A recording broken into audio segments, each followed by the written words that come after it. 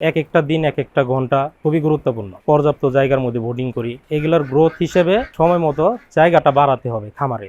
যদি আপনি জায়গাটা ঠিক মতো না বাড়ান তাহলে এটার গ্রোথ ঠিক মতো নিশ্চিত হবে না। তো অ্যাজ ইউজুয়ালি আমরা যেটা দেখি যে সবাই হিসাব করে 1 স্কোয়ার ফিটে একটা মুরগি দেয়, আর আপনি সেখানে 7,000 স্কোয়ার ফিটে আপনি হচ্ছে গিয়ে 5,000 মুরগি 5,000 দিচ্ছেন। মুরগি। আমি যদি অন্যান্য খামারের তুলনা করি তাহলে দেখা যেত যে এই 7,000 স্কোয়ার ফিটে হয়তো সে 8,000 মুরগি দিত। মুরগি বেশি হলে তার লাভটা বেশি হবে, এরকম একটা টেন্ডেন্সি কিন্তু খামারিদের আছে। 20 দিন বয়স হয়ে গেলে তখন আমার এই মুরগিগুলা পর্যাপ্ত খাবার দিতে হয়। একদিনের তুলনায় আরেকদিন খাবারের পার্সেন্ট অনেক বেশি বাড়ে। তখন আমাদের প্রায় 130 থেকে 150 গ্রাম পর্যন্ত পার পিস ব্রয়লার খাবার খেয়ে থাকে। সেই হিসাবে আমার 5,000 ব্রয়লারে প্রতিদিন গড়ে 14 থেকে 15-16 বস্তা পর্যন্ত খাবার খায়। 15-16 বস্তা খাবারের দাম প্রায় 50,000 বা তার থেকে বেশি। এমন অবস্থায় যদি আমার একদিনে ওজন না বাড়ে তাহলে আমার এটা বিশাল একটা গ্যাপ থাকেই যাবে। 20 দিনের পরে গিয়ে প্রায় মুরগি 80 থেকে 100 গ্রাম ওজন প্রতিদিন গড়ে বেড়ে থাকে। এই ওজনটা যদি ঠিক মতো বাড়ে তাহলে 30 দিনে গিয়ে আমার মুরগিটা সময় মতো বিক্রি উপযুক্ত হয়ে যাবে। 20 দিনের পরে থেকে